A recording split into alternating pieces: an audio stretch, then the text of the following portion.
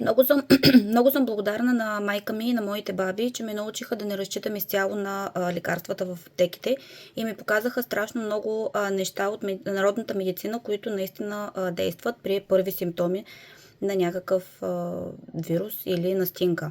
Сега искам да ви покажа това, което правя аз вкъщи, когато някой започне да кашля, и смело мога да твърдя, че към момента ние не сме имали някакви остатъчни кашлици. Така, това, от което се нуждаете, е пчелен мед, масло и хардал, или така нареченият синап.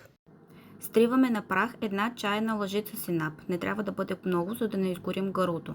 Добавяме една супена лъжица мед, като при необходимост може да увеличим, и не на последно място добавяме маслото, след което разбъркваме добре. И ето така изглежда нашата смес, която използваме против кашлица.